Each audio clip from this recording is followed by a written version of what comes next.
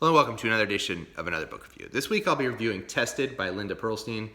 I'll talk very briefly about the author, go into an overview of what the book is, talk about what I liked about the book, what I didn't like about the book, who I'd recommend the book to, and finish off with what I'll be reading next time. Linda Perlstein was a reporter for the Washington Post. She wrote this book and another book that was focused on middle school kids called Not Much Just Chillin'.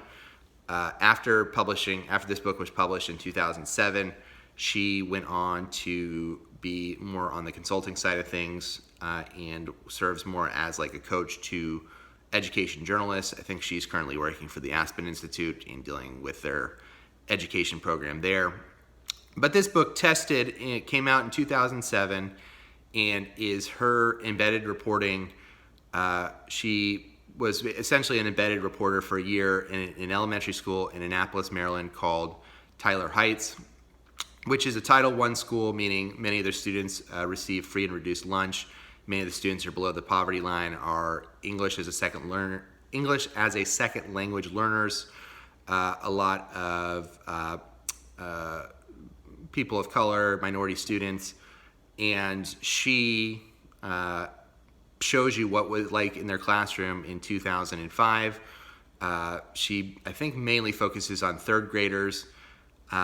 And the reason for that is through the No Child Left Behind Act that was signed into law in the early 2000s, each state had set certain standards that they need to have every student achieve in reading comprehension and math primarily.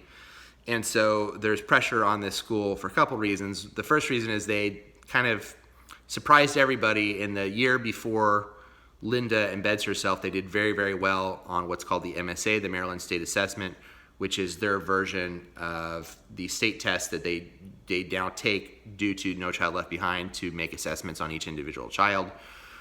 This school, Tyler Heights, did really well the previous year, and so they are somewhat of a star in this program. Their teachers speak at conferences about what they've done in order to get the test scores up, and they're seen as something of a shining example of this program. And so there's extra pressure on them this year coming into the second year after the success of the first year.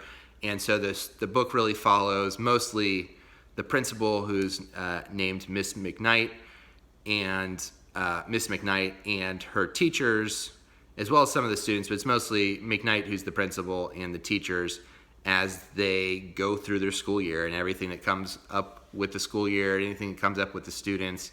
And it's really that. It's mostly, like I said, mostly focused on third grade because that's the first year that they test, and everybody is worried that the third grade is going to not perform well on this test.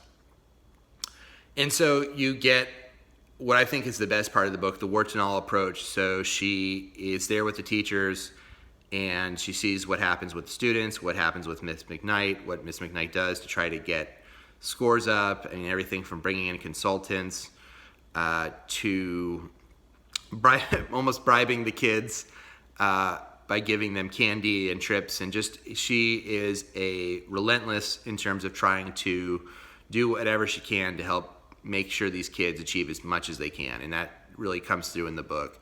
I think that the teachers are a little bit less enthused at times, and you see their struggles as they go through the year and as the kids kind of wear down on them, and they as they deal with the students who in some cases do get better and other cases don't get better.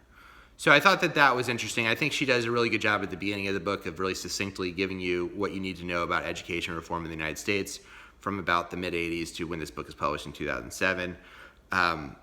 My favorite thing about the book was really having the teachers give their viewpoints on the students and just seeing the frustration that they go through day in, day out with students whose parents don't do what's being asked of them, the students don't do what's being asked of them unless they're essentially bribed with candy or sodas and things like that. And so I thought it was an interesting book just for that. I think it actually pairs really well with something like Addicted to Reform, which I think is much more of, it's not a completely an outsider's view because John Murrow did do some teaching, but I thought that this was a good example of showing, to kind of underline some of his point of what testing can do to students. is like just a complete focus on the test, what it can do to students, what it can do to teachers. And that's really the other part of the book that really is about really what happens when the school teaches to the test to the point where it's a detriment as far as any other subject that's being taught. So social studies, science, history, that all kind of is pushed aside to make sure that we focus on reading comprehension and math, because that's what's being taught on the test. As far as some things I didn't like about it, I noticed in some parts that it was poorly edited. I think there's some sentences that don't quite make sense contextually to what she's trying to do. I found that there's one part in the book where she goes to a more wealthier school, and in that school they don't focus as much on this MSA. I wish we had spent a little bit more time with the principal there and gotten a little bit of understanding of why they don't focus on it and what their scores were compared to Tyler Heights. I don't think we ever get that. I think that I found it very propulsive, and I enjoyed it. It is something of a thing kind of captured in time, to where it's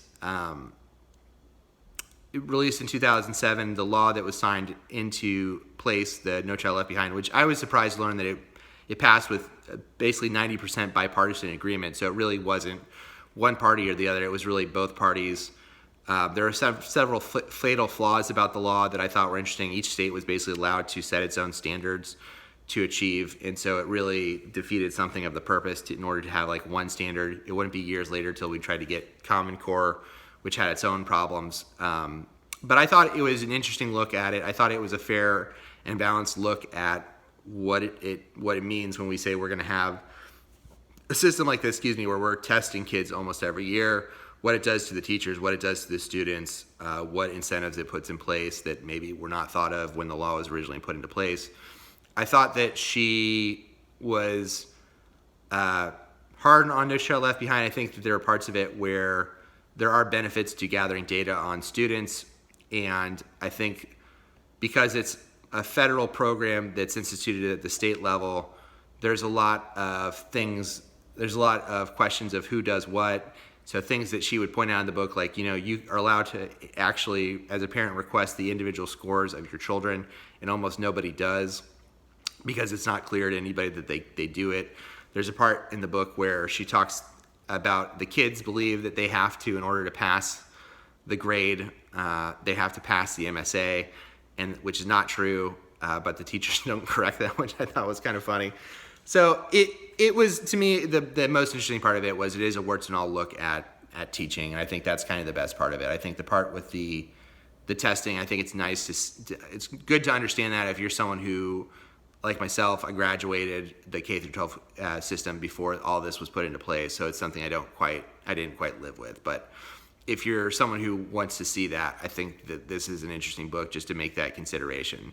How do you have that balance between you wanting to collect data on children in order to find where they need to improve, but you also don't want to have kids testing all the time, and whether or not the tests are really all that intrusive given the entire length of the school year is going to be depending on if you go to a school like Tyler Heights, where it's exclusively what they teach for basically 6 to 8 months of the year, or if you go to a school like Crofton, where it's definitely a secondary concern. So I thought that was really interesting. I thought it was a well-done book, other than I thought, like I said, there's some editing problems and some hanging sentences that I thought should have been cut. But I enjoyed it for the most part. I think that it was for the most part, fair and balanced look at the need for something like a No Child Left Behind, where you're at least collecting the data, but also looking at the unintended consequences of it. So that's Tested by Linda Perlstein. Next time I'm going to be reading The Terranauts by T.C. Boyle. Until next time, please like the video, subscribe to the channel. I'll have my Twitter link in the comment section below if you want to check me out there. Until next time, bye.